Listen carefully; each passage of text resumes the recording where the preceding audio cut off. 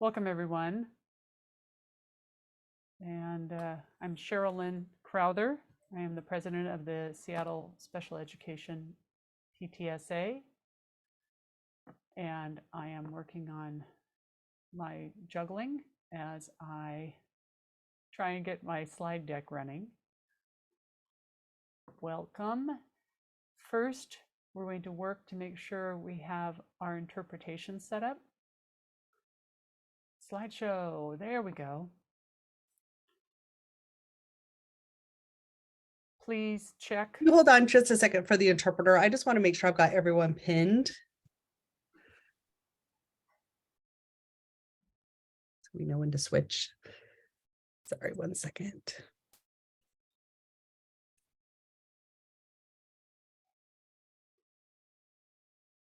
Justine, do you have the ability to multi-pin? Because I don't have the ability. Oh, I think you guys are going to set us up as co-hosts. Is that right? You should be co-host, and I believe that gives you the ability to multi-pin. Okay. Maybe because it's on the iPad. And this is some of the behind the scenes that we've been working on in terms of setting up interpretation for English, Spanish, Somali, Vietnamese, and American Sign Language. Please pick one of the rooms to be able to hear, so there's no bleed over. I'm thinking we're okay, so I'm going to move forward with a land acknowledgement. The land where I am tonight, and most of you, if you're in Seattle, is the ancestral and current home of the Coast Salish people.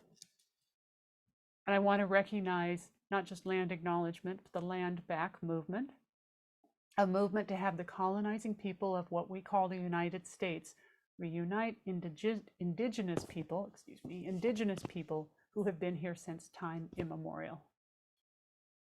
One example of a land back movement, or at least a discussion in terms of, to some degree, reparations, is the realrentduwamish.org's Pay Real Rent.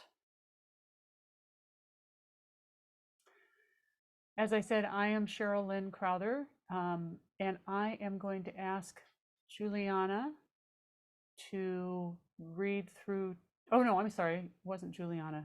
Erica, is that correct? Yes. Will you read the, can you see Yeah. it? No. Is there a slideshow up? Oh, you're not seeing anything, huh?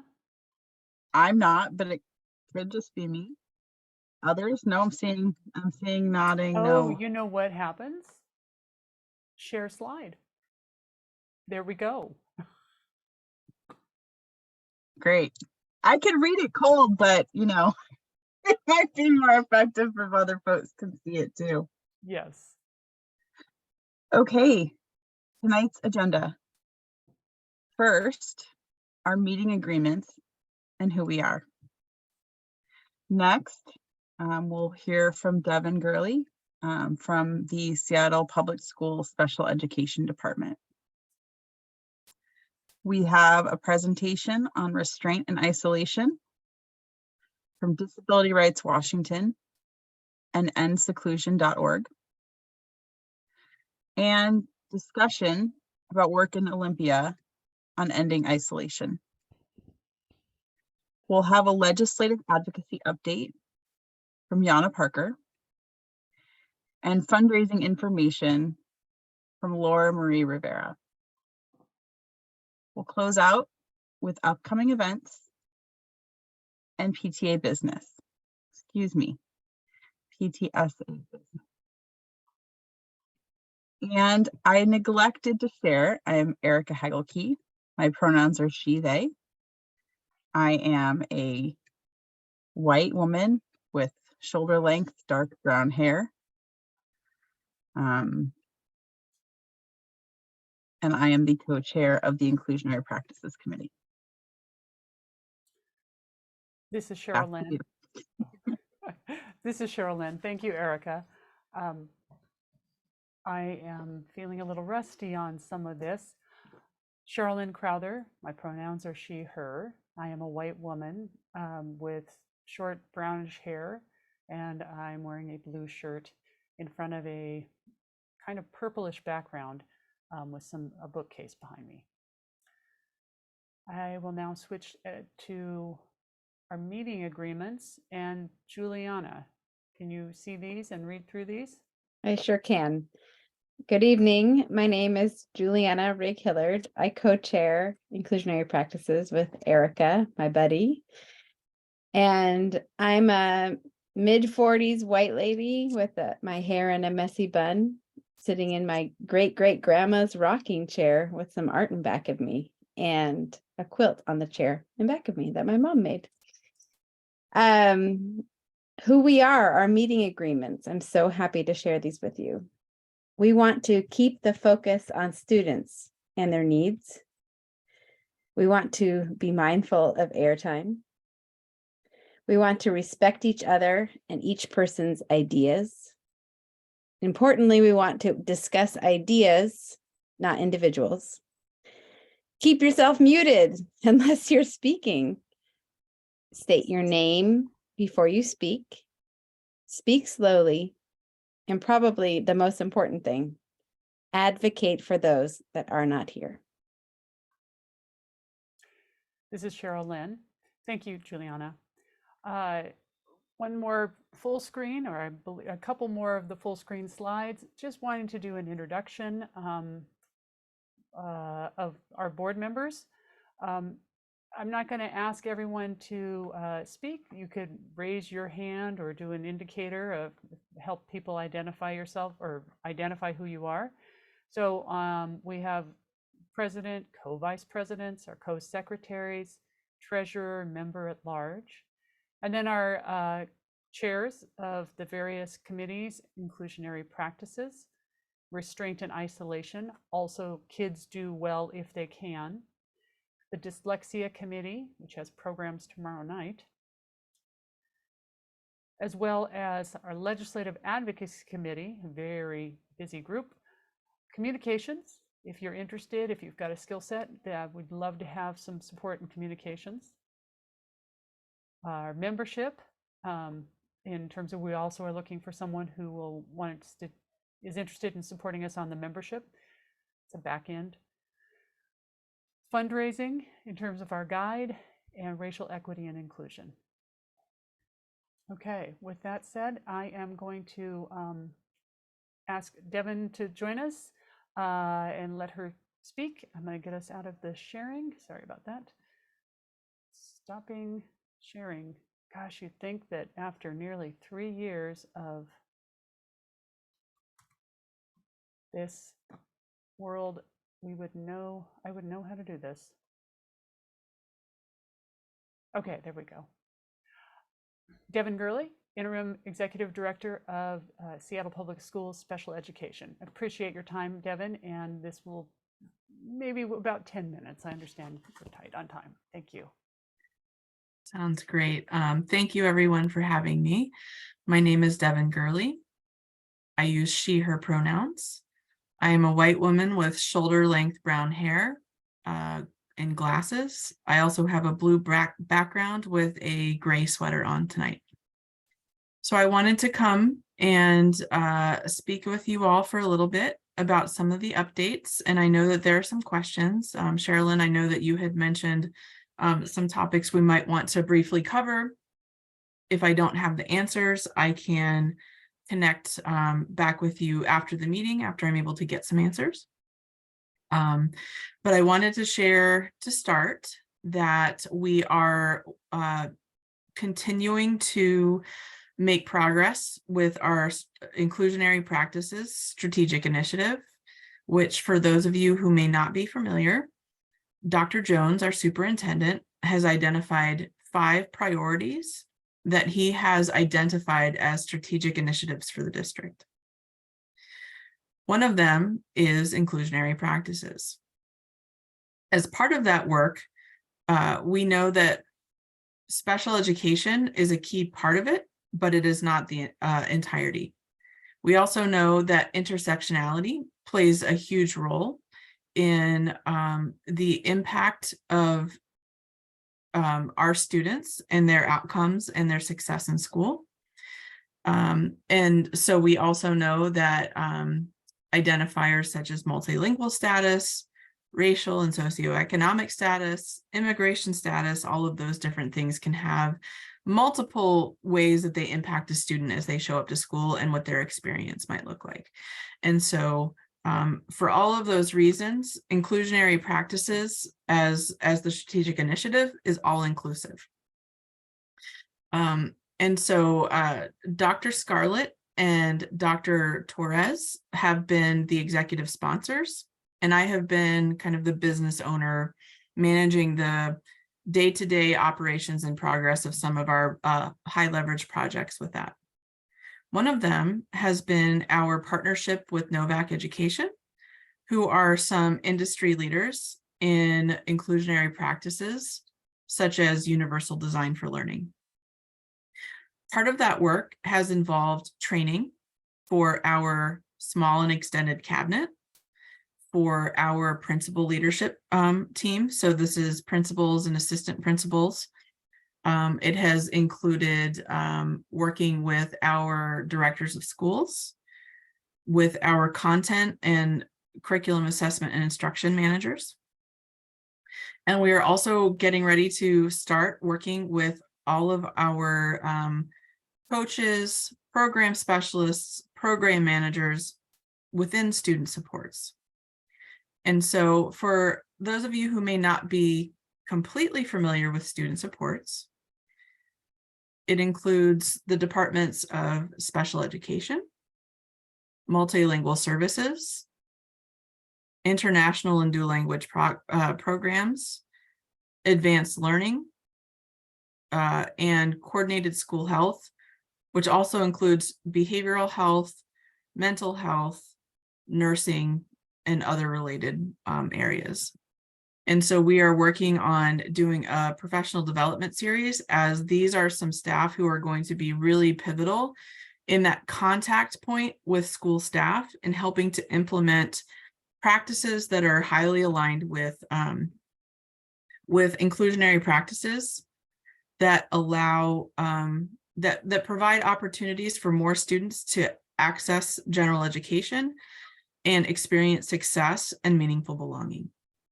Sherilyn, thank you so much for sharing the note here about Katie Novak and Shelley Moore speaking on inclusion. They are fantastic, not only advocates, but kind of leaders in this work. And so I've been really grateful to participate and partner with them both within Seattle Public Schools and also in my work with some of the state design team work around inclusionary practices that I'm a part of. The other great opportunity that we are getting ready to kick off is that we have what's called an early adopters program. And so what this is we are giving schools opportunities to opt in to getting some very specialized trainings, some of which are called train the trainer models. So that means building the capacity of our teachers and education staff to not only learn the skills to help support inclusionary practices, but also to build their capacity to then coach and support and train other staff within the district, so that we're building our internal capacity to do this work well. And so we have just, I believe on Friday, I was out on Friday, but we have our schools who have opted in. And so we have a couple different tracks. One is our Trailblazers track, which is the most intensive participation group. And so we've got a few schools that have opted into that. And then we've also got another track, which is staff who will be participating in the trainings. Yana, thank you for that question.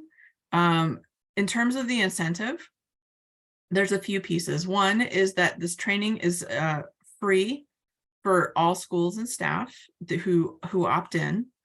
Second, there are some training requirements that will require release time or out of school time. to be able to participate and take the trainings. So those are going to be paid trainings for staff. What's important for us is that not only are our special education staff invited to participate, but it's also critical that our general education partners are participating, as well as our principals. And so that's part of the agreement that we'll have with our schools that have opted in. And so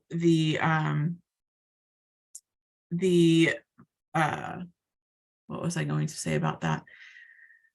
I know, sorry. There's going to be opportunities also in the coming school year to participate in some of the adopter work training. So Erica, so let's see, let me go back and look at some of these trainings. Oh, I know what I also wanted to mention. So what we also know is that strong MTSS systems, which means multi-tiered systems of support, are really critical in all of our schools in order to support students in their least restrictive environment, help support student success prior to special education referral, to prevent over-identification and over-representation. And so the part of the incentive work too, Yana, and others interested in this, is that we are going to be embarking on a MTSS district-wide needs assessment. And for the schools who opt in, they're also going to get a more intense kind of view on or look. So we're going to be partnering with Novak to come in and do that review. And they're going to be making recommendations for us, not only as a district, but for the schools who opt in. They're going to be doing some deep dives for those schools. So they're going to get some very concrete next steps about what they're doing well, and then what they can kind of build as their next steps. As soon as I get the final list about which schools are participating, I'm happy to share that. I just don't have it tonight. In terms of training for professional development and training for substitutes and paraprofessionals, the training opportunities are inclusive of our paraprofessionals in terms of what's available at the schools. We are also working on building out what we have annually. Sometimes it changes the name, but it's our summer instructional summit. And so we are working with Novak, with our internal experts, to build out professional development series that are going to be open and accessible for everyone employed by Seattle Public Schools, general educators, special educators, certificated and classified staff, substitutes. This is a really critical piece that if we are training all of our, if we are expecting success in this endeavor, in this initiative, that we need to make sure that we are providing training opportunities to everyone. Let's see, what other questions? So Erica, if a school signs up, do all educators take the training? Great question. So we are going to be identifying 3 to 4 educators per school who are going to be those leads. We have asked for it to be half special education and half general education, because we know that as much as we can put forward effort as a special education community, we really need our partners in general education to help ensure that inclusionary practices are well functioning and well designed in a general education environment, and that we have advocates and support within that group as well. Let's see. In terms of training for MTSS in schools, our first step is to really just take a snapshot and see what the current state of MTSS in the district and schools is first. Next, we will identify what follow-up activities are going to be important for us as a district, as well as some of our specifically identified schools. And so those will be coming within the next year. We are hoping to have our MTSS final report provided to us at some point in August or September. And so we will be working within the 23-24 school year to implement activities.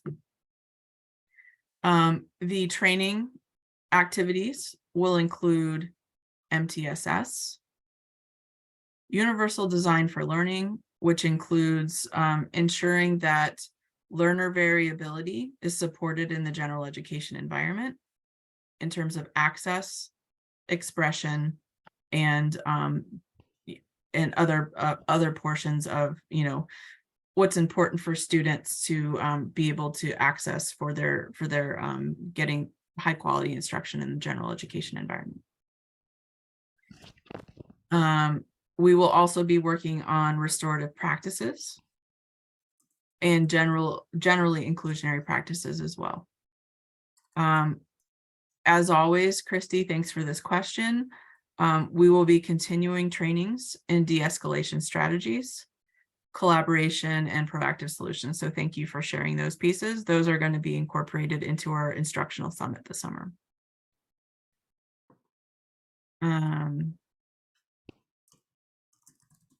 Shell, I don't know if it's Shell or Shelly, so I apologize if I'm pronouncing it wrong.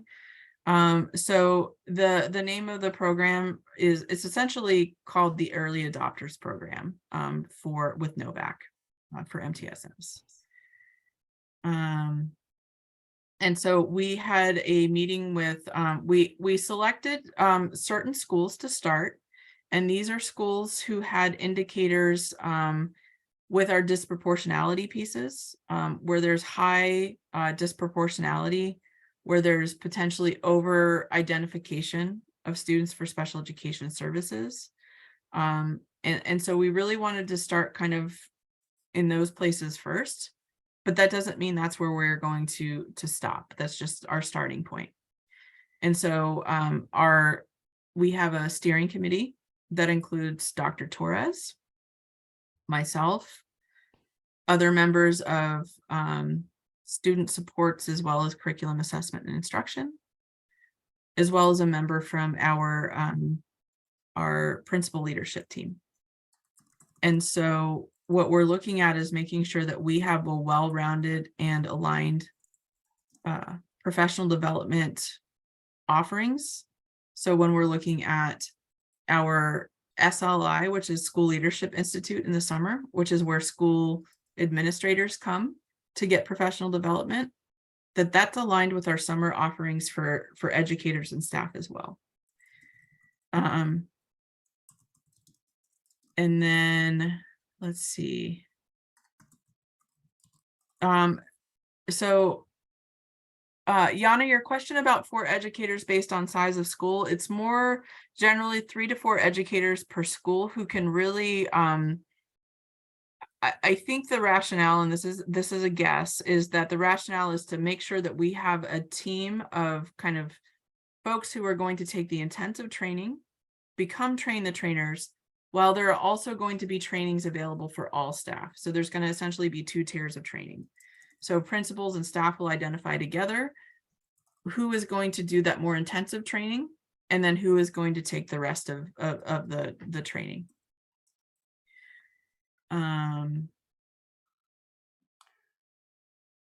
Let's see. Yana, yes, this will be paid training for anything that's outside of the school day. Co-teaching is Anna, I apologize if I'm pronouncing it wrong. Co-teaching is always a model of inclusionary practice that we support. And as many of you know, it needs to be done well it needs to be very intentional in order for the outcomes to match the resources that are going into it. And so we do have trainings in co-teaching. What we want to be mindful of in terms of extended resource and co-teaching is that we need to make sure that we are responsive to student needs per their IEP. And so for many students, co-teaching is a fantastic model. some students might need something a little bit different. So we don't want to necessarily put ourselves in a situation where we are only doing co-teaching when we know that there are students who benefit from inclusion, who might need something that might be a little different. You know what? This is Cheryl Lynn speaking. Go for it. I do greatly appreciate you're working on our question list. I'm going to say for time in terms of both your availability as well as for our guests, and her time availability is on me. I didn't do an effective communication to her in terms of what we were going to be looking for at the start of this All meeting. good. But we'll say thank you. We'll capture these questions. I would ask Devin if there's any kind of a sheet that you've got started, you know, if you share it with us, if you post it on the school website, you could save your department and a lot of people in your larger group a lot of angst, because these questions that are coming are not just, I mean, from the people who are maybe a little bit more in the know, like that school, the list of schools, and what support we might be able to do in those types of aspects. So I appreciate you being here. Thank you very much.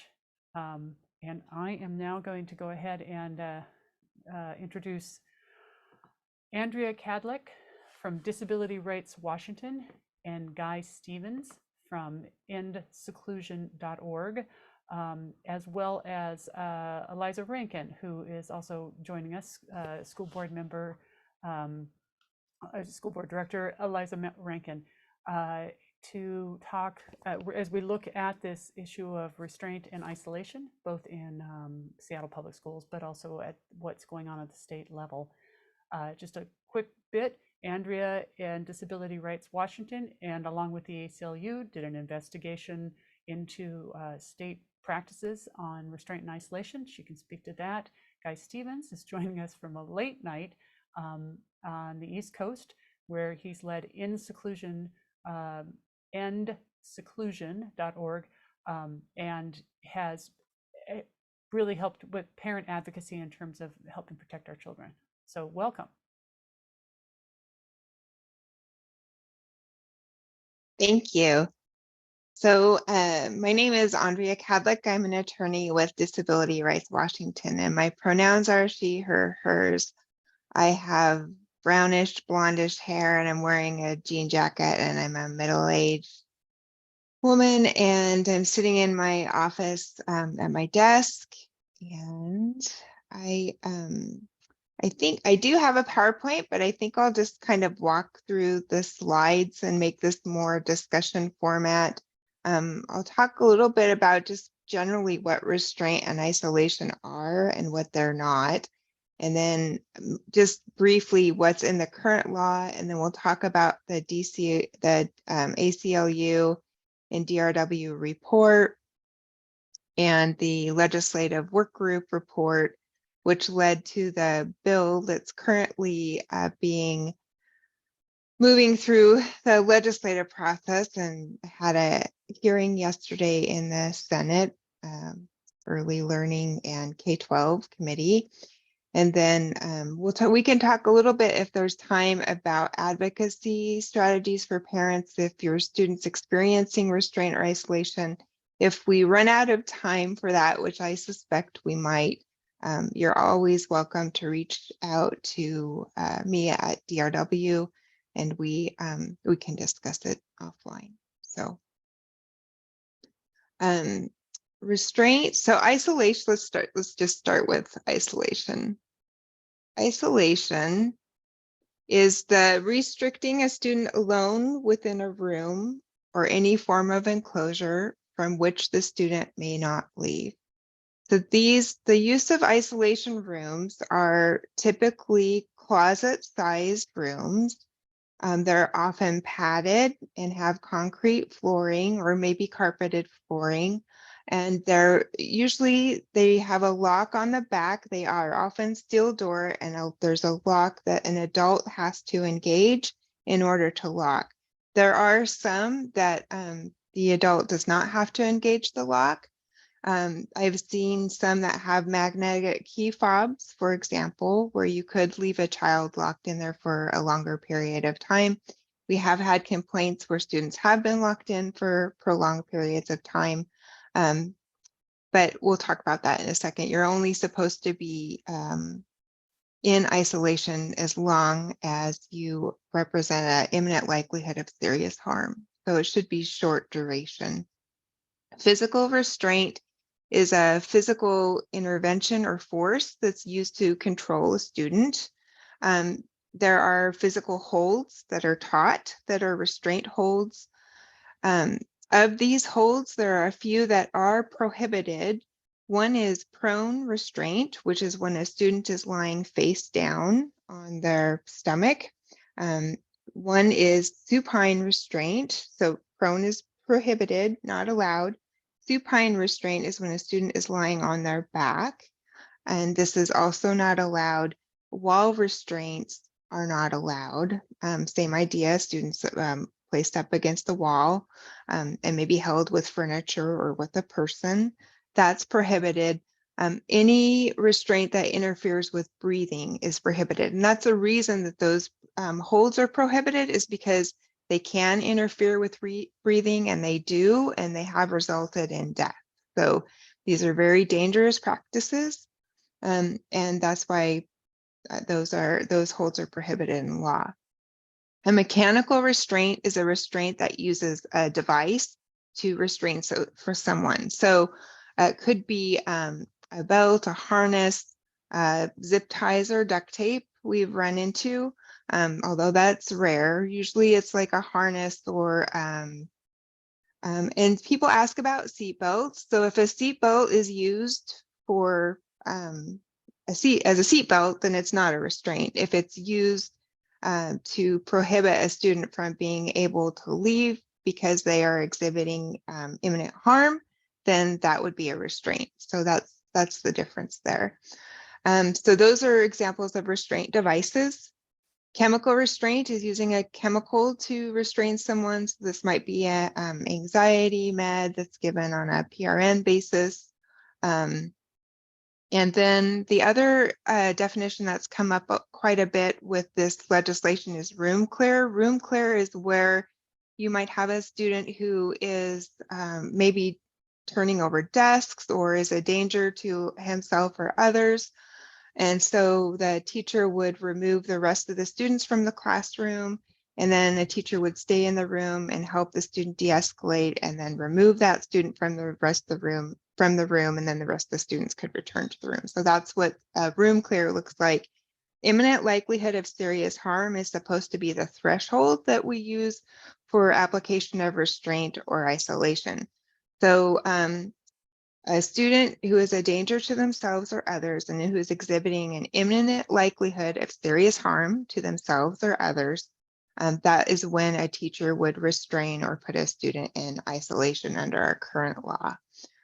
So let me just jump to the next slide. This is Yana. Can you, Andrea, say what PRN means? As needed. It's a medical term. Yeah. We have to remember we have interpreters, and not everyone knows. Thank you. Yeah. Thank you for calling me on that. I live in acronym land, so I appreciate that. Okay. So just briefly, what the kind of the backstory here is that DRW really wanted to understand the use of restraint and isolation in Washington. We started doing monitoring on this before COVID. And what that looks like is we go out to schools. So every organization like ours has federal access authority to go where people with disabilities receive services, and we can monitor. So we would go into schools, we would look at their restraint and isolation policies, we would look at sample IEPs or sample behavior plans. We would interview, we did structured 45-minute interviews. We would tour the school, we'd interview staff, paraeducators, principals, usually assistant principal or someone who manages behavior. And then we would take pictures of the isolation room, we'd go on a tour of the school, and we'd interview some students. And that's really what that process looks like. And then we'd review the records. So we looked at 34 schools. We went to a mix of schools that have a density of low income, migrant students, foster care students. We did go to more schools on the west side because there are more schools on the west side, but we went to schools all over the state. We looked at non-public agency schools, educational service district schools, tribal school, deaf school, and elementary, middle, and high schools. And then we did 104 structured interviews with students, principals, IEP liaisons, superintendents, assistant principals, teachers, paraeducators, counselors, behavior analysts. I know I'm supposed to be talking slowly for the interpreters. We talked to union representatives, and we also talked to parents and adults who had been restrained and isolated in schools. And out of that, we got our report that we ended up doing with the ACLU of Washington. And while we were doing our report, there was a work group that was legislatively mandated that OSPI convened that consisted of school personnel.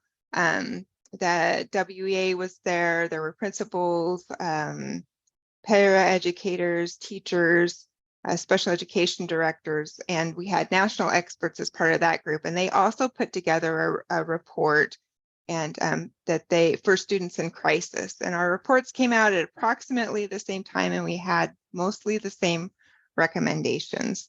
So we also, in that process, we did a data analysis. We reviewed the law from across the country. Andrea, This go is ahead. Sherilyn, just keep slow again, a little bit slower. Thank you. Okay, thanks. We relied on experts like the Alliance Against Seclusion and Restraint and some of our national experts on restraint and isolation. We did a research and a literature review as well. So what we found in our report is that there is disparity that falls along discipline, disproportionality lines and disparity lines. We overwhelmingly restrain and isolate students who are in kindergarten through grade 5, students with disabilities, students who are Black or multiracial, students who are in foster care, students who are low income, and students who are unhoused. We noticed physical harm, bruising, scratches, rug burns. Other harm that students experienced included issues with mental health, despondency about returning to school, increased anxiety, depression, and PTSD, post-traumatic stress disorder. We know that restraint and isolation tends to result in more restraint and isolation, and that also would exacerbate students' behavior problems. These experiences were profoundly re-traumatizing for students who had high adverse child experiences, including sexual assault, often resulted in increasingly segregated placement. It eroded eroded trust rather in educational institutions and with teachers and parents, and it resulted in harm later in life, including issues with relationships, trust, intimacy, anxiety, and PTSD, and compromised education. So we know that restraint and isolation compromises education because students who are having a trauma response are incapable of learning. Students who are in fight or flight have a prefrontal cortex that is shut down. Students also told us that they were afraid of isolation and restraint because they had been restrained and isolated before, or because there were other students that were repeatedly restrained and isolated in their classroom. And adults told us that repeated isolation compromised their education so much that they were either a stay-at-home parent, they had great mistrust in post-secondary education, or were reluctant to pursue post-secondary education, and they felt that even employment was difficult. And so one person said he was a stay-at-home spouse because his education was so compromised because he spent so much time in isolation. We found that some schools, the way that they reported actually you couldn't tell the amount of restraint and isolation that was happening within certain schools. So in our report and the legislative work group's report and the bill, we tried to change that so that every educational program has to report. And then let's see, I'm going to jump forward to our recommendations in the bill. So we proposed, and the legislative work group also proposed, the elimination of isolation in Washington. This is something that multiple states have done. And it's something that districts like Seattle and Spokane have done, and there are a number of smaller districts that have done it. And so this is something that there's no therapeutic or educational value to isolation, and we want to eliminate it statewide. We wanted increased investment in mental health and trauma supports, which is something that teachers and principals and paraeducators and staff across the state told us that they needed. They also said that they wanted additional professional development and technical assistance to reduce the use of restraint and isolation. And so that's something that our legislation does. It expands professional development with targeted coaching for staff. We recommended increased relational safety, alternatives to discipline, de-escalation, and student supports in the building, which is something that the bill does, and we recommended, and the legislative work group recommended also. We want to define and prohibit chemical and mechanical restraint, and make sure supine and prone restraint are explicitly prohibited in statute. They're already prohibited in our rules. And then be clear about the threshold for imminent harm, and make sure that this isn't used for punishment or compliance, which is something that we ran into. And modify reporting requirements so that it's clear so it's clear where restraint is happening, how long it's happening, and who it's happening to. The bill also creates tiered support for schools, so there's accountability at the school board level, and the school board gets training on not de-escalation, they get training on the law, right? School boards will get training on what the law says and how to track and watch for disparity or disproportionality with restraint and isolation use in the district. There'll be increased state monitoring and professional development available from the state. Infused building level systems. There's talk about having that come from the ESD. There'll be rulemaking around this, so we'll have increased conversations about what this looks like after the legislation passes, if it passes. And then there's a phase out for the elimination of isolation in the bill.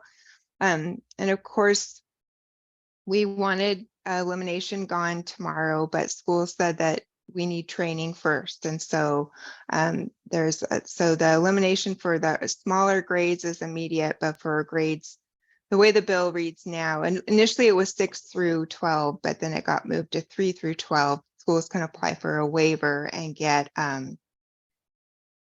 professional development and technical assistance to phase out elimination, and then that would be gone by 2026, August 1st of 2026.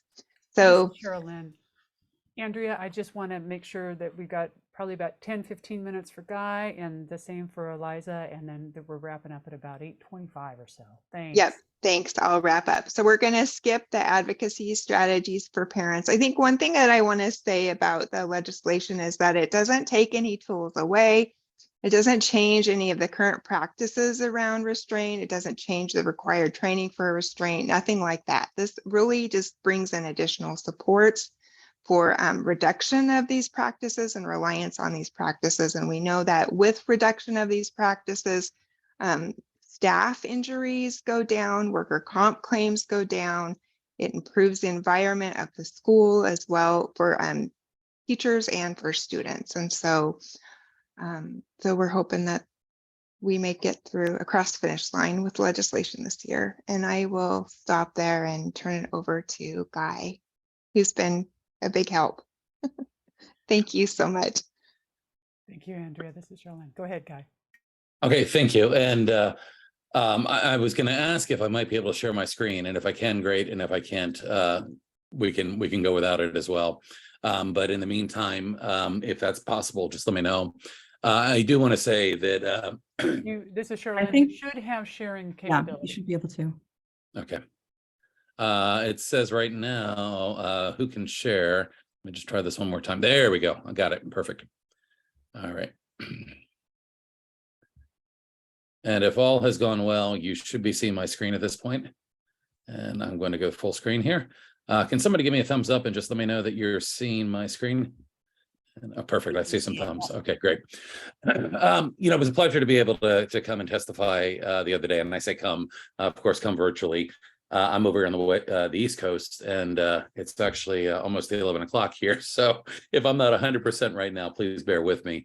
And as we talked about coming together tonight for this meeting, I had a couple of thoughts in mind, but as I was listening to Andrea, I had more thoughts that came in mind. The first thing I want to say in terms of testimony, people did a fantastic job. And given that we were allowed only 60 seconds to try to provide a lot of information, it was a very challenging task. But I think people did an amazing job. And I think overall the testimony was very positive. But it is a challenge. Guy, just remember to keep it slow. Thank you. Sure. Of course, my name is Guy Stevens. I'm the founder and executive director of the Alliance Against Seclusion and Restraint. I'm also a father, and that's kind of what got me involved in this work in the first place. I have a neurodivergent son who unfortunately experienced restraint and seclusion in school, and it was extremely traumatic for my son. It was traumatic for our family. I never would have imagined that restraint and seclusion were things that happened inside of a school. I would not have imagined that they were things that very commonly happen to kids with disabilities. Unfortunately, that experience taught me otherwise. And about 4 years ago, after this happened to my son, I made him a promise that I would do anything I could to make sure this didn't happen to him again or other kids like him. And that very simple promise led me to make changes to my life I never expected to make. After 25 years in a career in the environmental field, I ultimately left my job to focus on this work full time because I felt so compelled by the need to bring about change related to not only restraint and seclusion, but all the punitive things that are often happening to kids with disabilities in the name of behavior. So I formed the Alliance about 4 years ago, really to focus on, how can we bring about changes regarding these aversive practices, restraint and seclusion, suspension, expulsion, corporal punishment, unfortunately, still in many states across the country. And I have a firm belief that we can do better for not only the kids, but also the teachers and staff. So I wanted to talk briefly about the problem, why it's important now, and a little bit about the solution. And I just want to frame this in kind of a belief system. And the belief goes along with this quote very well, which is that you do the best you can until you know better. And when you know better, you do better. And I'm a firm believer that that's really critical. This is not about being critical of people that are educators or teachers or paraprofessionals or administrators. This is about new information and new knowledge we have that enables us to better support kids and to move away from things like restraint and seclusion. And this legislation is critical to help get there. I think Andrea did a great job of talking about, what is physical restraint. We often find in the legislative process, there's maybe intentional, maybe unintentional, but things begin to get foggy. People begin to become confused because they hear from different people, different things. Restraint is all about immobilizing someone, stopping them from doing something, going somewhere. It is not a hug. It is not therapeutic. It is a crisis management intervention.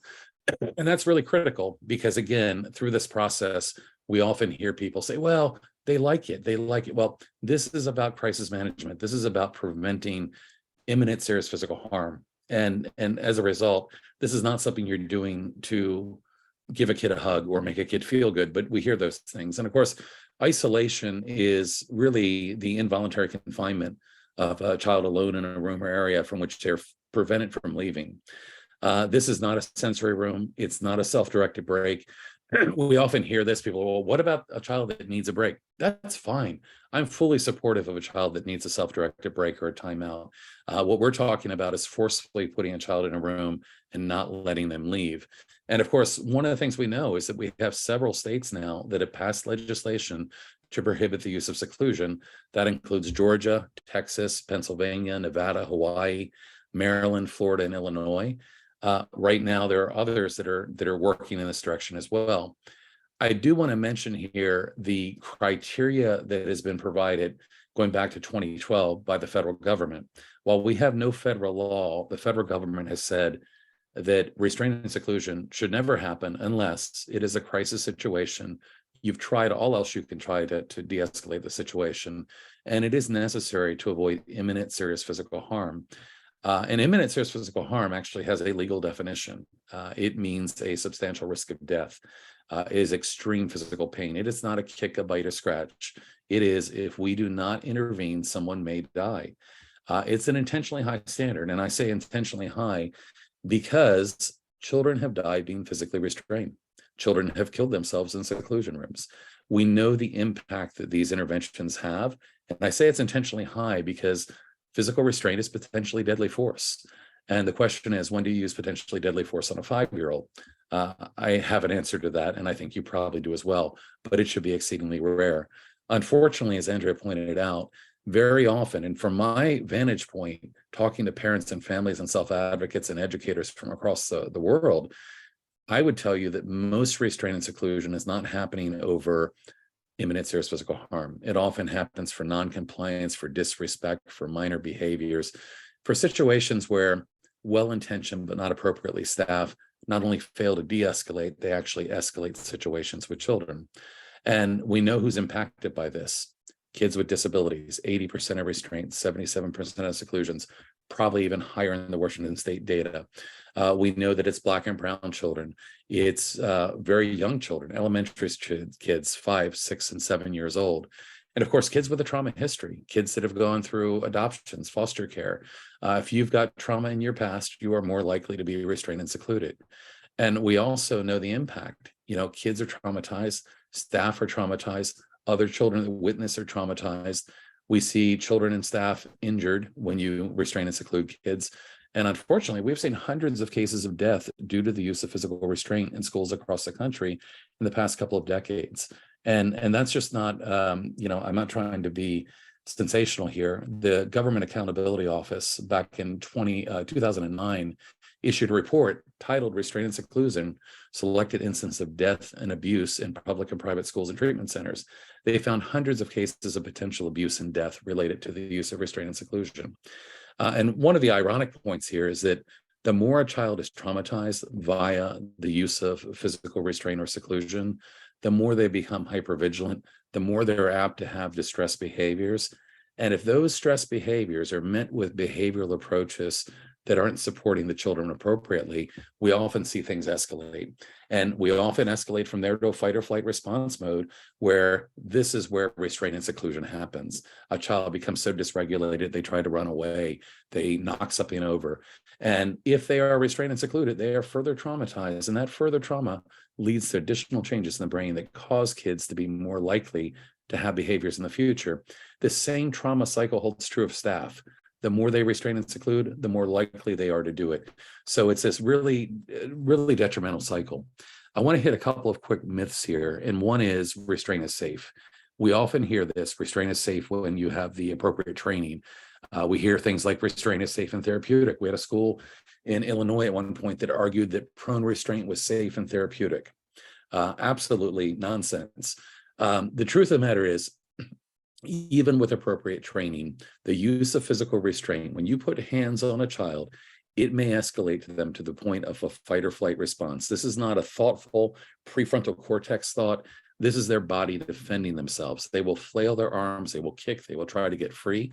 We see more injuries happen during the actual use of physical restraint than any other time. And when a child flails their arms and hits an adult, they're likely to go into fight or flight mode as well. When that happens, all safety is off the table, because when we go into fight or flight, our prefrontal cortex, the thinking part of our brain, is essentially going offline. And when you have a 40, 50-pound child and 2 large adults, the chance of injury is significant. So it is no such thing as a safe restraint. We hear things like seclusion helps kids calm down. There is nothing calming about being put into a room against your will while the door's held shut. Kids go in their room, being forced into the room, they scream, they claw on the wall, they try to get out. maybe after 20 minutes, their head goes down, they quiet.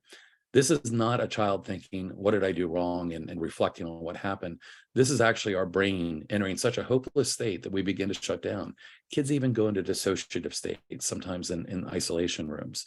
So there is nothing calming about this. And of course, this is not the only option. There are many other things we can and should be doing, which I'll highlight briefly here in a second. In terms of why now, a couple of quick things to hit. These are tough times. These are really tough times. COVID had turned the world upside down, turned our schools upside down. All of us went through this collective trauma. That collective trauma leads us to be hypervigilant, leads us to have distressed behaviors. We are seeing an increase in behaviors in classrooms across the country. But the right answer is not restraint, seclusion, suspension, expulsion. Kids need connection and compassion right now, as do the adults. So these are difficult times, and we need the right solutions to really move us forward. I'll mention to you briefly, the Department of Justice 2 years ago began heavily investigating restraint and isolation. In those investigations, they've had several settlement agreements, and these settlement agreements have been very strong. They have resulted in the full prohibition of the use of isolation or seclusion. They have resulted in services being provided for kids who were harmed due to restraint and isolation. No one wants the DOJ coming into their state, but without this kind of change, without bringing this law and bringing this kind of change to the state, Washington State remains open to a potential DOJ investigation, and there's no need for that. There's a need to be proactive. We're seeing states right now across the country that are focused on these issues. There's been a lot of press and media coverage over the last year. Washington, of course, is working on things. Connecticut is working on, I testified in Connecticut about a week ago. Of course, they gave us 3 minutes, which was very nice, as opposed to 30 or 60 seconds. I actually testified in Vermont today to a committee, which gave me 15 minutes to talk about this issue. They really wanted to learn about what was going on. New York is working on things. Idaho, we've been working with parents in Idaho. They have no law around this at all right now. They're looking to pass their first legislation. Texas. So there's a lot going on across the nation. And I wanted to mention to you, other things I think are really relevant. You might have noticed in the testimony, there was testimony by Susan Driscoll of Crisis Prevention Institute. That testimony came about because I asked them to testify. I asked them to testify because last year, we began to work collaboratively with Crisis Prevention Institute, which might seem initially like a very strange partnership. But what I'll tell you is that we're actually working to develop curriculum to move away from restraint. And Crisis Prevention Institute does not believe in the use of isolation. In fact, when we partnered together, I asked them to join me in putting out a press release to say that we are aligned in the elimination of isolation or seclusion and the reduction of the use of restraint. When the largest training company in the country is working to reduce the use of restraint and believes isolation is not appropriate, that should be a signal to the school district. They're doing some work right now, and we're working with them to try to produce curriculum to get upstream to avoid the perceived need for restraint and seclusion. So with all of that, I just wanted to say that there are, of course, solutions out there. We believe the answer is about trauma-informed, neuroscience-aligned, relationship-driven, and collaborative solutions. I saw in the chat earlier as we were talking about universal design for learning, and Christy brought up collaborative proactive solutions, which is a great approach, but there are a lot of other great approaches out there that have been effective. I come from a school district that was using a tremendous amount of restraint and seclusion when my son was restrained and secluded. We had, in a small district of about 14,000 kids, we had 750 restraints and over 500 seclusions in a given school year. That's been reduced to this current school year. We had about 10 restraints at the midpoint of the year from hundreds and hundreds. Restraint should be rare. It should not be a common occurrence. It is a potentially life-threatening situation. If it's happening hundreds of times, there's something terribly wrong. Share with you a very quick story here of Grafton Integrated Health. They're an organization that has a number of private special education day schools, as well as residential facilities, schools that kids went to that weren't successful in public schools. They're located in Virginia. 15 years ago, they used a tremendous amount of restraint and seclusion. They had injuries to staff, injuries to students. Their workman compensation rates were through the roof, and they were actually in jeopardy of losing their insurance. A new CEO came in, a guy named Jim Gaynor, and Jim said, this is not working for us. It's not working for the kids we serve. It's not working for our staff. We've got to do something different. He put together a team to look for solutions. They ultimately developed their own solution, something that became known as Zucchero. But when they put that into effect, they were able to eliminate seclusion from all of their facilities. And again, we're talking about schools that were working with kids that were coming from backgrounds with lots of behavior. Eliminated seclusion completely, eliminated restraint from their special education day schools, and almost completely eliminated in their residential facilities.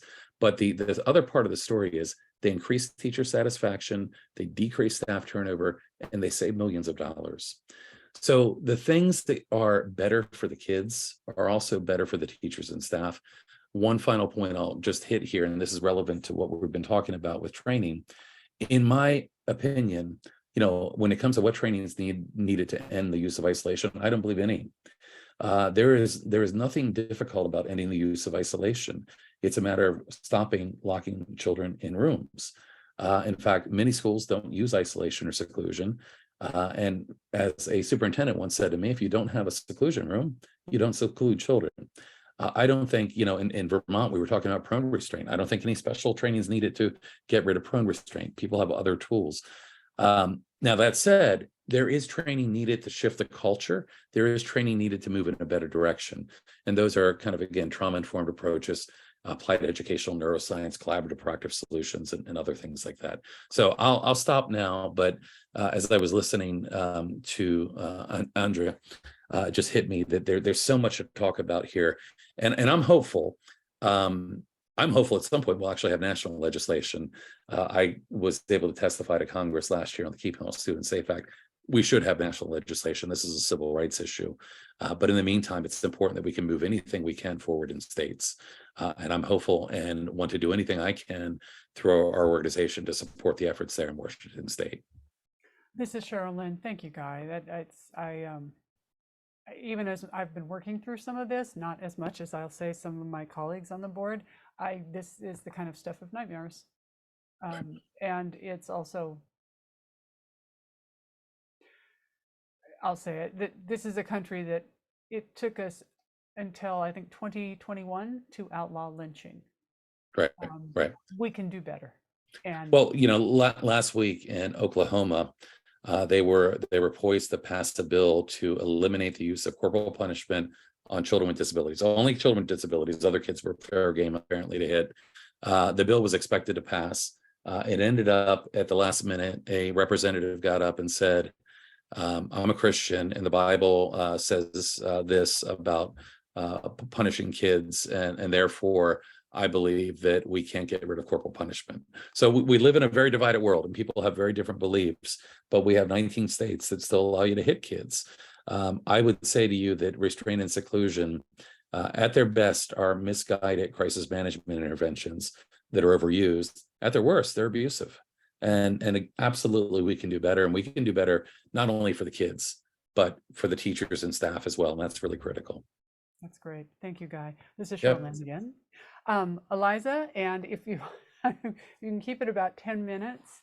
I don't know that we're necessarily going to have time for more questions, although I will encourage everyone that our legislative advocacy committee is going to meet on this Thursday.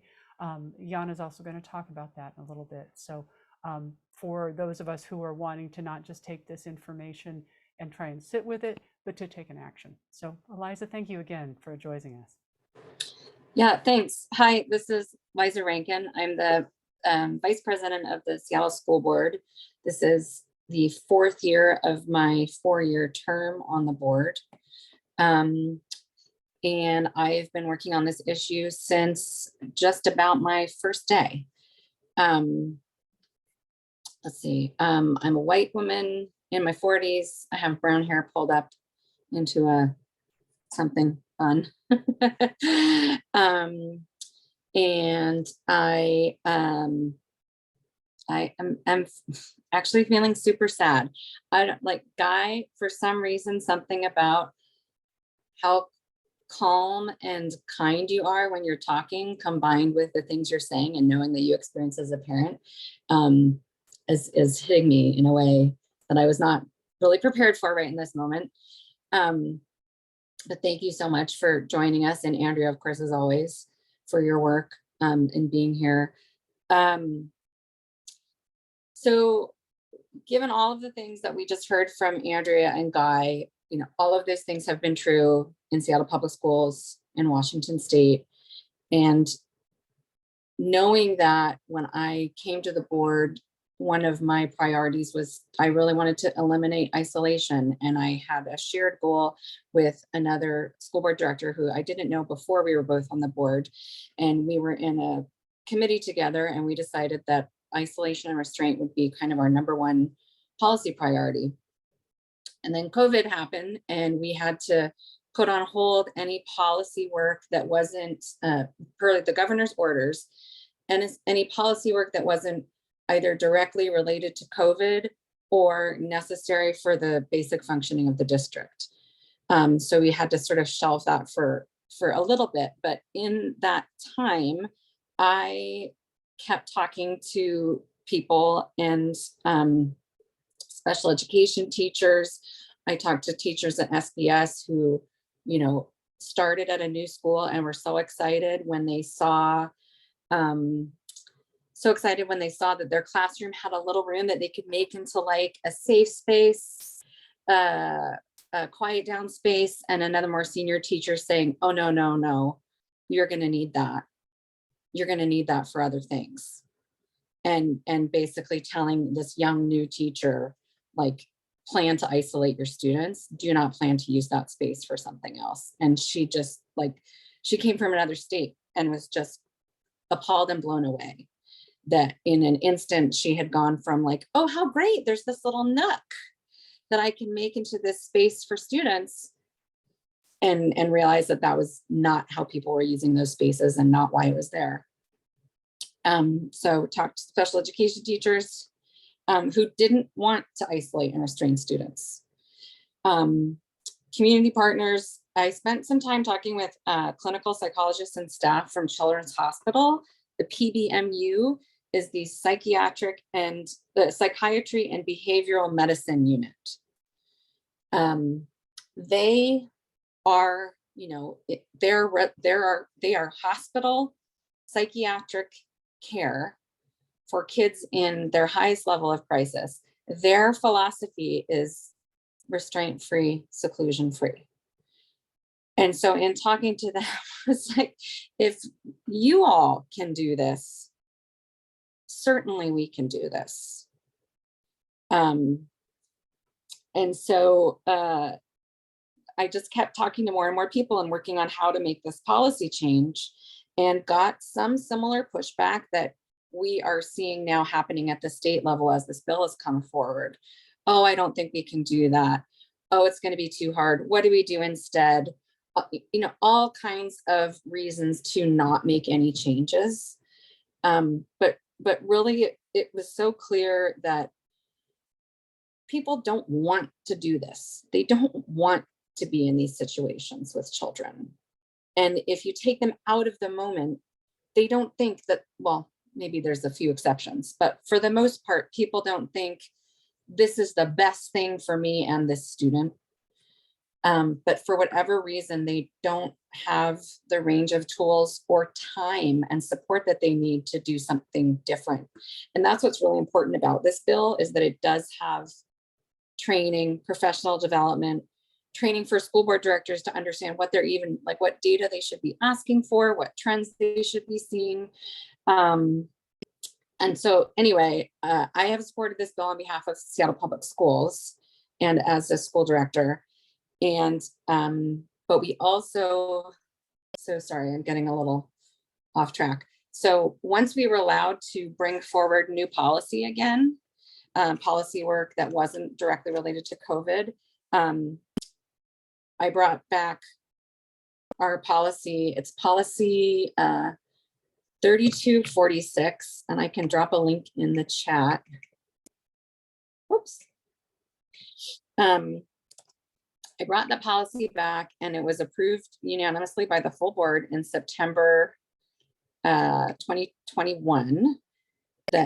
So Seattle Public Schools has eliminated isolation in all cases, and we severely limit the use of restraint. And the limit of the use of restraint really is what is supposed to be in state law already.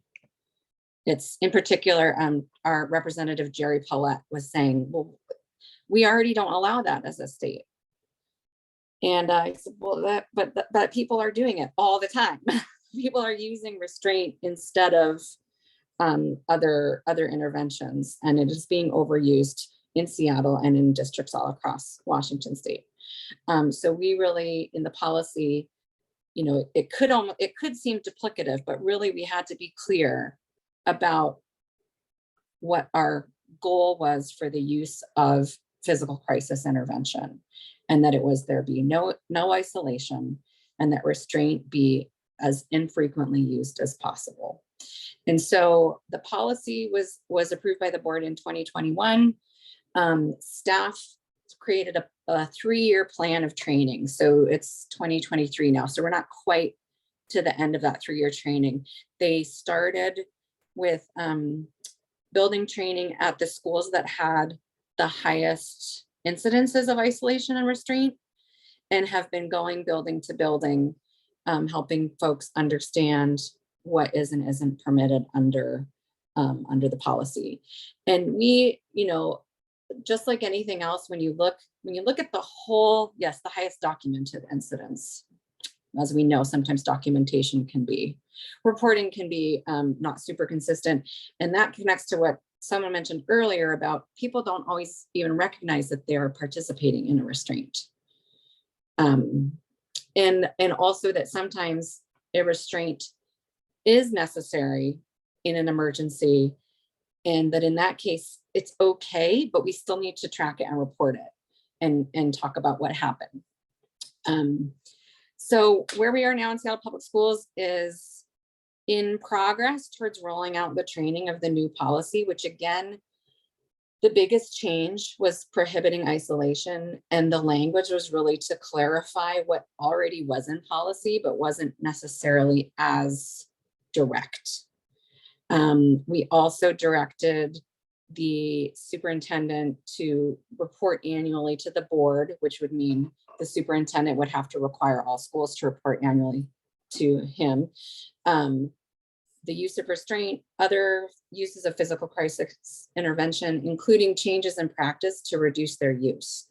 So that was something that I really wanted to see, just to know if we could see trends, what was working, what wasn't. If there was a school that was having a lot of success, what were they doing to address, you know, changing their approach to kids. So let's see, something that I want to bring up in terms of advocacy, because I'm on the school board, I'm allowed to provide information, so I can share with you that, like, I have advocated on behalf of public schools in support of Bill 1479, but I can't, and neither can district staff, tell the public directly, you should advocate for X, or you should tell your legislators X. We can't direct advocacy, but we can share information. So a piece of information that I would like to share that may support advocacy, or just kind of grow some thinking around the issue. Something that I noticed when we brought this policy proposal at the Seattle Public Schools level, and now I'm seeing at the state level, is that if you think of an incident of student behavior as like a part of a roller coaster or a bell curve, they're ramping up, and then they hit this critical moment where some people call it the flipped lid moment. It's also the, some people call it the amygdala hijack, where everything in your brain is focused on fight or flight. You're not, you know, the child is not in a point to be rational. And then there's a ramping down or a total exhaustion into back to kind of baseline behavior. So many people that are, what I have noticed is that so many people that are worried about making the changes and are thinking like, well, what else are we supposed to do? They're really focused on that highest point of the behavior, where the intervention is, that's like the worst time to try to intervene. And they're missing the time leading up to it where you could potentially intervene or de-escalate, or the time after it when you could offer support or talk to a child or see, what was going on. And then leading up to even the beginning of the up ramp is what was happening with the adults, with other kids in the classroom, what was going on that even started this upward trajectory. So much because of mindset, because of staffing. Folks aren't noticing that upshift. They're only noticing it and addressing it at this most heightened critical moment. And in that moment, it does seem really, really challenging to think about an alternative because that's the most heightened place. And so I'm trying to encourage people to understand that what we're talking about is much more holistic. Like, yes, this bill is specifically about eliminating isolation and reducing restraint, but it's about the whole child. I'm giving myself a thumbs up somehow. It's about the whole child, and it's about the approach in the classroom. It's about how we view kids and behavior. It's about understanding different forms of communication from children and understanding the different ways that they may need their needs to be met and the different ways they may be communicating that. So I understand when people are nervous and afraid about what if I can't do that anymore when this big emergency thing is happening. And what we're actually trying to say is we don't have to get to that big emergency thing so much. It still might happen sometimes. But even then, it might be better just to give space. So that's kind of the last thing I kind of wanted to share is just help people that you talk to understand that we're not just talking about that acute moment. We're talking about the things on either side to hopefully decrease the chances of that acute moment happening. This is Sherilyn. Liza, thank you so much. I just have really been pleased. It sounds funny. The three of you have really walked us through what we know and just continue to reiterate, that this is not the only way. And I'm struck actually so much with also the parallels I see in terms of substance abuse. Prevention is always more effective and more cost effective than intervention. And that's what I'm hearing. And intervention, harmful intervention, putting a kid in a room. For everybody, I'm going to keep us on the clock a little here. So for everyone who's interested in all of this, next up is Jana Parker, our legislative advocacy chair. Christy DeVader put multiple links, who's our chair of the Restraint and Isolation, as well as our Kids Do Well If They Can group. And that is the Dr. Ross Green principle of these kids, to Eliza's point, if they could avoid that window, they absolutely would, just as any of us would. And the Kids Do Well If They Can, that's Thursday? Or is that next Thursday? It's actually next Wednesday. Yeah. Next Wednesday. I have it on our calendar as we go. Yep. I popped a link into the chat. I'll put it in. Oops, put it in there one more time just so folks have it. Okay, great. I so appreciate it, Guy. I do believe that there will be more people reaching out to you. Really appreciate your late hours. Andrea, the team, the work that Disability Rights Washington and the ACLU did, just excellent. And of course, Eliza, in terms of, why the state can't believe that if the largest school district in the state can make some changes, then probably so could some of the smaller ones. Thank you all again. Really appreciate it. Jana, I am going to turn it over to you and I will pull up your slide.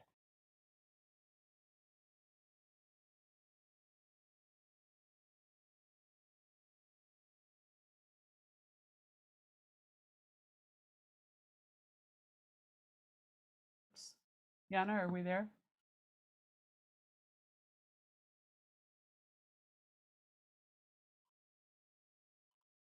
Okay. not sure what happened.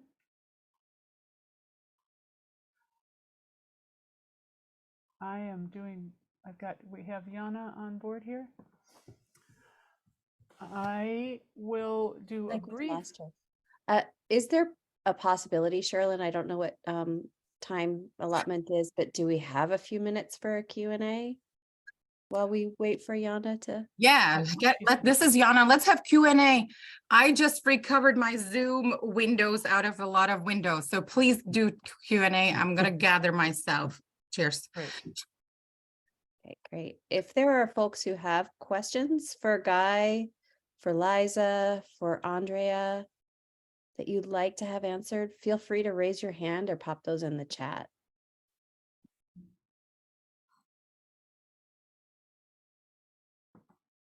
Thanks, Guy, for staying for Q&A. I know it's super, super late for you on the East Coast. Michelle, go ahead. Thank you very much. Can you guys hear me okay? Yes. Okay. Andrea, thank you so much for all your hard work. I feel like I'm your shadow for the last 3 or 4 days. Everywhere that she's been, I've been there too. I have a question about the 1479 bill. If I were to write this bill myself, there would be so many punishments to why when they don't comply. I'm curious about the compliance part of this bill, where school districts, the only thing that they get only thing that happens if they don't comply is they get a visit from OSPI, and they might get more direct instruction, more technical assistance, more training or whatever. But it seems like this bill has made so many concessions. We've given waivers. We've brought it out to the year 2026. It just seems like it doesn't go far enough as far as something tangible that they are losing if they don't comply. So I really appreciate this question because, as you can imagine, I stay up a lot of nights thinking about the concessions that are going into this bill and all the students that I interviewed who are harmed now and experiencing harm now, and having to explain to them that we're making these concessions. It's a very difficult place to be in. We want to stop the harm now. I feel like the concessions help us get the bill across the finish line so that we eliminate isolation. And I think Representative Callan has been pretty clear, like that's what she wants to have happen with this legislation. The kind of upriver supports we all want because we want to give school districts support. So as you know, Liza did a beautiful job of talking about like where that crisis space is. We want schools to be able to head off and to have strong student support so that students don't get to crisis, because that eliminates the need for restraint and isolation, right? So if we build that structure into schools, then that's going to decrease the use of restraint. So we eliminate isolation, we decrease the use of restraint. Remember, and I didn't get to it in this presentation, but I'm happy to kind of walk through it individually. You have other recourses for restraint use. So if school districts violate the use of restraint, if it's not used for imminent harm, if it doesn't follow notification requirements, you have the dispute resolution processes through special education available to you. You could file a community complaint. You can call Disability Rights Washington. Some people pursue litigation over inappropriate use of restraint. There are the U.S. Department of Justice investigations. There are all kinds of other advocacy sort of levers that you have at your disposal. And remember too, school boards are going to be informed now and watching reduction of restraint. So I feel like the bill, even though maybe doesn't go as far as we want, it implements these sort of critical structures so that we can start tracking. And it gives us additional levers for advocacy in addition to the ones that are already there. This is Cheryl Lynn. Let's take one more question. We do have a couple more things that we need to get to in our meeting.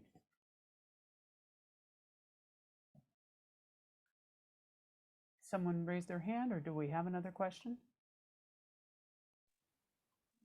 This is Katie Davis. I was waiting to see if anybody else raised their hand, but I have a question if not, or if I'm the only one.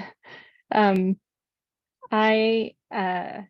curious about, and I don't know if this is in either of the bills or the bill related to eliminating isolation. I saw in the chat that someone said that there's something included as a mechanism to remove the isolation rooms themselves from buildings. And I shared as part of my personal experience, my child has as an accommodation self-directed breaks. So I'm curious about whether, and that accommodation was taken away at one point, and I think in part because they didn't have someone to supervise them. So it was kind of this catch-22 where they were using the not having it as an isolation room as an excuse not to provide their accommodation for self-directed breaks. So yeah, I just want to ask if that's been something you thought about or that has been considered. Thank you. Yeah, I can answer really quickly and then others can chime in. So this bill doesn't change any of that. You could still use quiet rooms, quiet spaces. Students have gone into the isolation rooms to take naps. Like you could still do that, right? Eventually we'll have the doors removed and the locks removed and the rooms repurposed, but they could be repurposed into sensory rooms, right? So we want to encourage the use of small, quiet, calming spaces for students. Right, Liza, Guy? Yeah, I mean, I think that's a common a bit of misinformation, and people sometimes take it the wrong way. That absolutely, and I don't think any of us are against having a space where somebody can go on a self-directed break. Again, with isolation, it's putting someone in a room against their will and prohibiting them from leaving. So a self-directed break doesn't fit that criteria, and it is something that's needed by some kids. So I think it's a matter of knowing that and pushing back if necessary. I just wanted to add one thing to the question on accountability, if I can, as well. And that is that at the end of the day, the legislative piece is really important. Getting a law passed is really important. However, I think the more important piece of this is the education piece. Really what we have to do is get to teachers, get to staff. What are the better ways of supporting teachers? When we were talking a moment ago, Liza was talking, it's about the brain science. It's about understanding brain state. It's about understanding, what's happening when a child's having a difficult time. I'm a firm believer that a little bit of brain science and the right philosophy gets you a long way. But again, back to accountability, if this law goes into effect, and people are violating the law, as Andrea said, there are a lot of other ways to go about this. We've actually worked with, to a degree, with the Department of Justice, and if we find that this law goes into effect and is being violated, and families are willing to come forward, I assure you the Department of Justice would be very interested in that. I don't think that it would be a good thing for Washington State, but if it's not happening, I'm much more of the mind, let's get people the training and the skill set they need to be able to move forward. But there are options. This is Cheryl Lynn. I appreciate that. Christy, I see your hand up. Is it It's just real quick, Sherilyn. I just wanted, and I popped this in the chat too. I just wanted to say that one of the things that I really like about this legislation is that there is a piece that addresses training on the legal requirements for all staff. And that's something that doesn't happen consistently. We know that even in Seattle Public Schools. I've spoken with folks who have gone through the CPI trainings, the crisis prevention intervention trainings, and that's not something that, at least in their trainings, has been covered. So they're not receiving that information either. They may be directed to the policy via a link or something like that, but that really needs to be something that is shown to staff for them to be able to understand it. You can't just expect for them to go to that on their own. And that's something that we, are trying to call to the attention of the district and communicating to them so that they're aware of that as well. But this legislation does address that, and I think that's great. That's And great. with that, I will just transition. Something that even though, our policy in Seattle already has eliminated isolation, and we support the bill as a matter of principle, it will also support educators in Seattle in having access to that training and give our district some resources. Thank you again. And I'm going to go ahead and we've got Yana ready to speak, and I will put her slide up. Thank you, Yana. Thank you. And I'm sorry about the previous, my windows were in different windows. Anyway, so I'm Yana Parker. I am another middle-aged white woman with middle-length hair. But I have glasses and big earrings and and a plain white background, and I squirm a lot. So I am the co-VP and Legislative Advocacy Committee Chair, and I can't say, yeah, thank you. I will say, just to begin, is that this is a very difficult legislative session. There's a lot of emotions coming out of everyone, and we are listening to legislators make statements that are incredibly ableist and racist. There are some really great legislators as well. So let's just try to focus on that and then address those that don't really understand the issues, right? So I'm going to start with I'm going to start with that because I usually end with it, but I would really love to see, or we would really love to see you, anyone who is able to come to the Thursday 6:30 Legislative Advocacy Committee meeting. No knowledge, no skills, no requirements, just come and ask and contribute if you have opinions. We really want to make sure that you understand we are a community-based organization. We have parents and and teachers, and we welcome everyone. So I will start with kind of we are at I think it's a 72nd day of the 105 days long legislative session today. So almost 2/3 there. It has been very, very difficult, and we have some things to look forward to. Most bills have, the bills that have passed have made it to the opposite house, meaning if they were in the House of Representatives, they are now, if they didn't die or didn't get voted down, they are now in the Senate, and vice versa. So I know that before we talk about bills, because that's, I think, the most interesting piece, I would like to invite, I guess, cutoff dates for the policy is March 29th, which means that any bill that passes out of the policy committees, such as what we usually watch, is Education Committee, and then the Early Learning and K through 12 Education Senate Committee, and then that's the March 29th, and April 24th are the fiscal committees. So that's the Senate Ways and Means, where they just talk about money. They don't care about policy. When you testify there, you have to just talk about what a great deal this bill is, to make it very blunt. And the Appropriations Committee in the House of Representatives. And I think if we could take, invite if Sam Fogg is here, if we could get her pinned, spotlighted, right?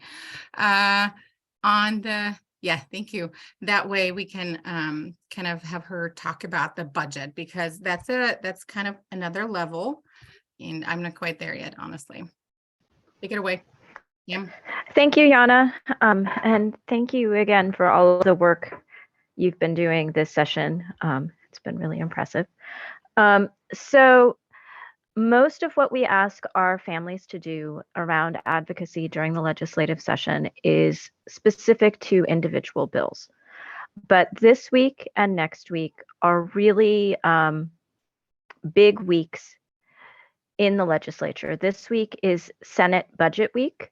And it is also on Monday was when the budget forecast was announced. And I told Yana that I'd love to share just a little bit about this with you tonight, because 1436 and 5311, which I know Yana is going to talk to you about, they're funding bills. And when we're talking about funding for special education, it has to be in the context of what the budget is. And the budget forecast isn't great. But we've been hearing that this was anticipated and it's being taken into account. There's always that hope that the forecast will come out and it will be better than anticipated and there will be more money.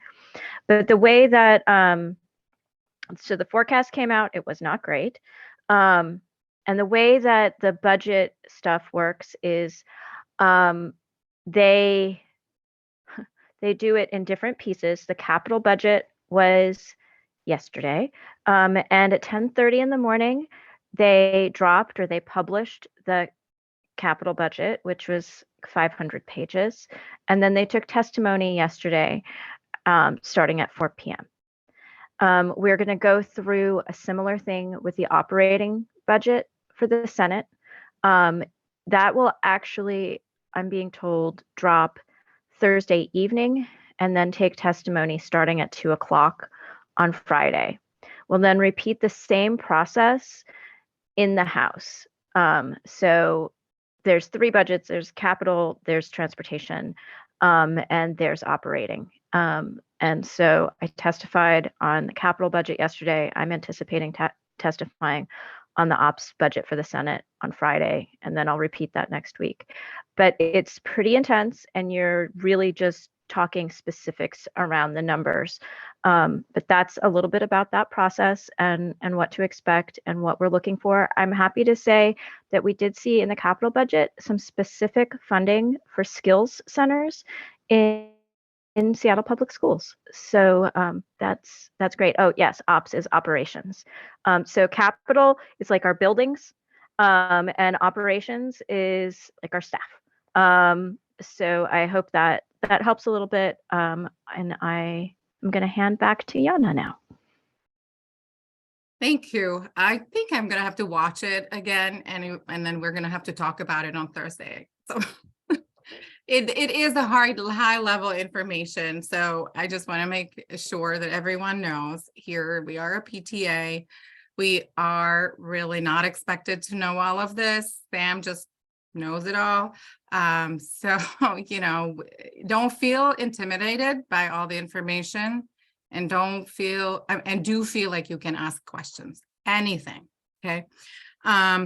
So I just want to make sure we have about 2 minutes. I just want to make sure I want to mention 4 bills, but there's a lot more, of course. And before I say talk about those, I'm going to say that those bills that have so-called died in committee, unless they were voted down, if they died in the committee, they are going to come back next legislative session. So don't feel bad about that. I mean, yes, 1 more year, but that gives us some time to prepare and make sure that those bills are amended with the right things, and we advocate even outside of legislative sessions. So as soon as legislative session's over, start emailing your legislators, give them a few weeks to recover, but then start talking to them about those bills that died and what you would like to see. Anyway, so we have House Bill 1436 and Senate Bill 5311. They're both funding bills. Of course, the House Bill is now in the Senate and in the Education Committee. Actually, it was just passed out of the committee. And what was added to it was an educational advocate, or also educational ombuds. And I will talk about this in relation to the 5311, which sounds like is going to be the bill that will likely pass both chambers this year. The 1436 was removed the cap completely, and it didn't limit education of disabled children. Of course, in the House Appropriations Committees, it got completely stripped, and the limit is there. It phases in funding. So when our sixth graders are seniors in high school, their education will be fully funded. So I say this so that you think about your perspective is where we are looking. If you're talking to your legislators during town halls, please do go to town halls. If you're emailing them, please mention where your child will be. Oh, we're out of time. So I do want to say that there's an advocate as part of both bills now, 5311 and 1436, and now it's gone. Anyway, sorry. That's okay. I do want to say that please do say how important it is for you to have an advocate. Even if, you say, like, I wish I had one, or I wish I could bring somebody who would understand, or things like that. When you talk to legislators, this is a very important piece. We don't know what we don't know, and advocates are very crucial from the get-go, not when your child gets an IEP, but at the beginning, when you're just starting your journey asking for evaluation. So do say that. There's an executive session on that bill. Don't think it was scheduled yet. Then I do want to, because I'm over time, I'm just going to skip to 1479, which is the House bill that is about restraint and isolation. And I'm sorry if I'm speaking too fast now. Okay. So that we have done a lot of advocacy here starting before the session. Christy has done amazing work on just explaining to the district what we need to do, and kind of educating families and bringing in presenter Dr. Green, who has a totally different approach to children and their behavioral needs. And that bill was heard last in the education, no, the early education, early learning in K-12. Yes. Thank you. I do shorten it to ELK just because it's a mouthful. So it's in the Senate.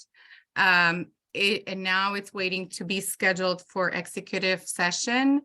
Now is a great time to reach out to your legislator if they are on that committee, but also just contact the early learning committee or the ELK committee, and just share your story and say what it is that and don't make those statements too long, but do say why it is good, what happened when isolation and restraints weren't used, how much it changed the school environment, how much it changed your child and their behaviors, how it actually met their needs. They don't need, or they never needed, but they weren't, adults didn't feel like they had to use these awful measures.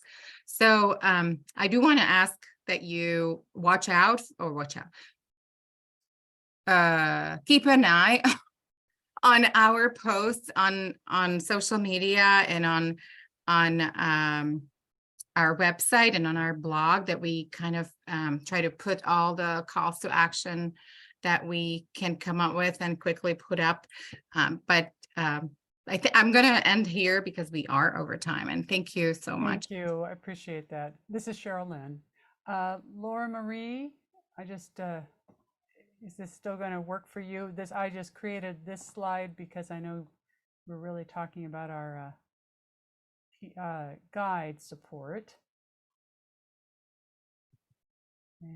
And yes, and I'm realizing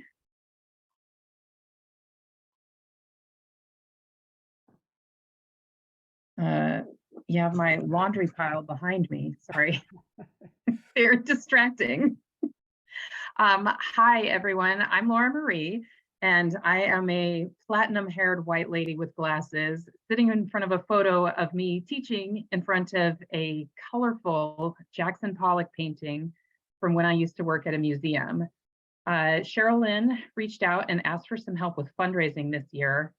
As you all know, we have invested a lot of money into the printing and translation services for the special education guide. And we have a continuing commitment to provide translators for our meetings. So at the same time we're working on this, I have also started a doctoral program and have not been able to work on this as much as we probably need. So I am asking for some partnership from the group so that we can work together to raise those much needed funds. I am one person and I have one ring of a network, and as a group, we can reach a much wider audience. And as a side note, I want to thank Catherine for being such an attentive treasurer and so patient on our progress timeline. The big news is Washington Gives, which is the current evolution of the Give Big campaign. I imagine a lot of you have heard of it before. It's used by orgs large and small. And this year's dates are May 2nd and 3rd. And usually organizations open up their campaigns a little bit before and keep them open a little bit after, even though it's those 2 days. And I'm checking to see how soon we can actually open ours. So please keep an eye on your inboxes, and we will send you the information and the links and the ask. And we are asking you to send this to your closer contacts, and also hopefully share them on your social media platforms as well. I will say that personal asks are much more effective than just blanket sharing. So I'd also like to ask that you follow up with a core group of people. Maybe that's 10, maybe that's 20, but every little bit helps. And $100 makes a huge step toward our goal. And $20 is really great too. And of course, they all really add up.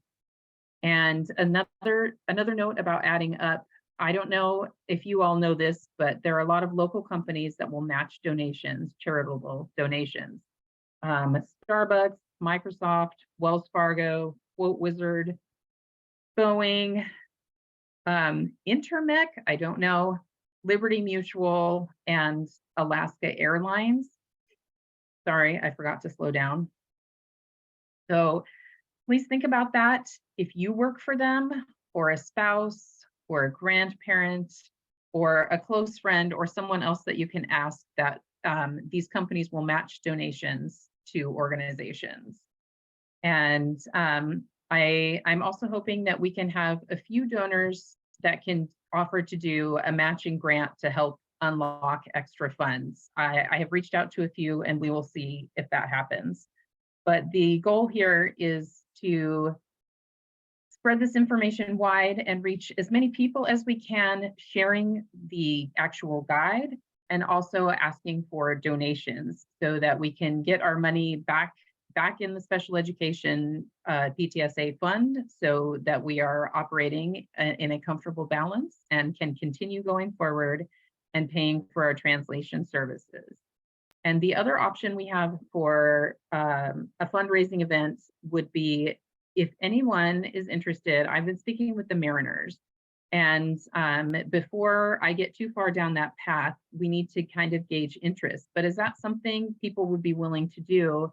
To meet up, we would get a block of tickets, and a portion of the sales would go back to special education PTSA.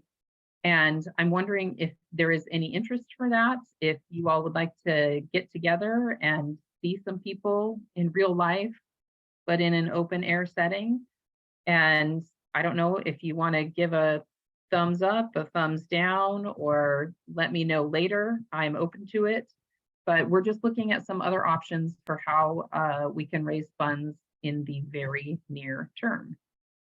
This is Cheryl Mann. Thank you, Laura Marie. What's your timing on the Mariners? Well, they have a couple of dates they gave me 2 options for Sunday games in April. And there's one on, I think it's May 7th, also a Sunday in the beginning of May. And I see some yes Mariners in the comments. And obviously, the more tickets, the more amount of dollars that would come back. It certainly wouldn't pay for the guide and all of that. But like I said, every bit helps. And it could also be a nice thing for the group and just seeing people and fun for families. Great. I think we can share that out on social, maybe, in terms of just asking for interest. And in terms of the Washington Gives, I think that's a great opportunity. I did put the link in there.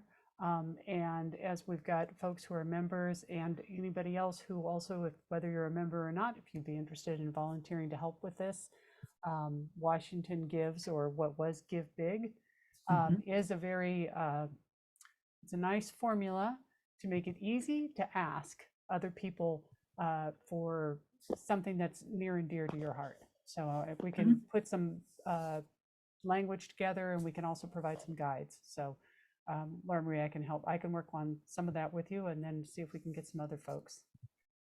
Thank you. And the ask will be for everyone to share if that is possible.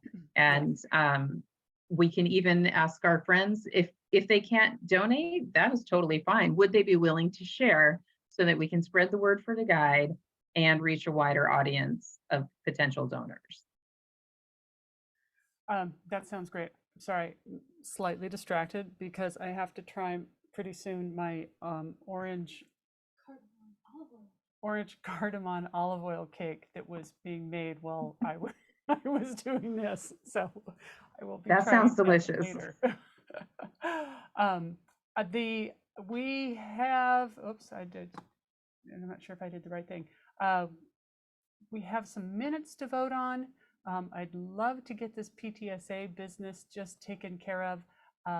If I could, the link to the January and the February minutes were sent out in the newsletter. If anybody has any questions or comments on those minutes, and if not, if I could get a motion.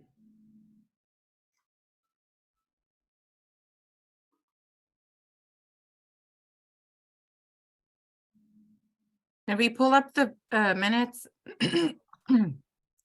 Ooh, I thought about getting those out earlier. If anybody else can get them to them faster than I, please do.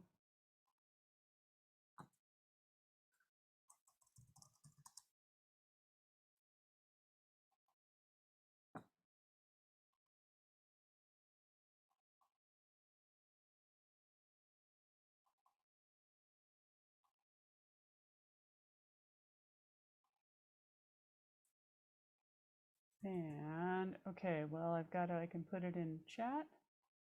Okay. Oops, still didn't grab it.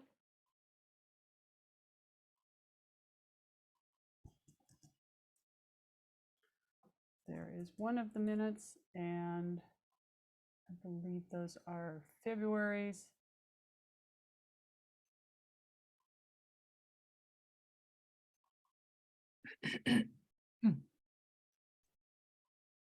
And this would be January. So this is Yana, we're voting on the January ones first, correct? Yes. Okay, so I move we approve the January minutes. January general membership meeting minutes.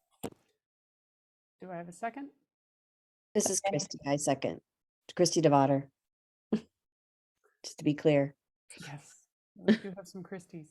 Okay, All those in favor of approving the January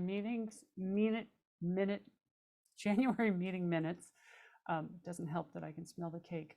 Either raise your hand, do a green check mark in your through your reactions, a thumbs up. And Christy Robertson or Mel Spiker, are you counting? I am trying to get the view up, yes. It looks like I've got 1, 2, 3, 4, 5, 6.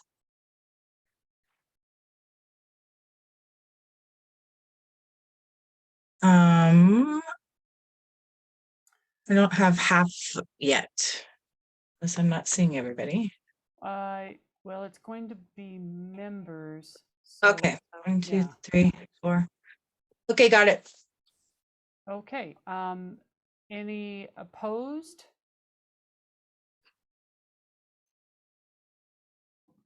And any abstentions? Okay, then in terms of the February meeting minutes, can I get a motion on that? This is Mel. I approve the minutes. I move to approve the February minutes. Is there a second? Yeah, I second. This is Yana. I second. I also approve this message. I think we're definitely at the end of this meeting. Can I, okay,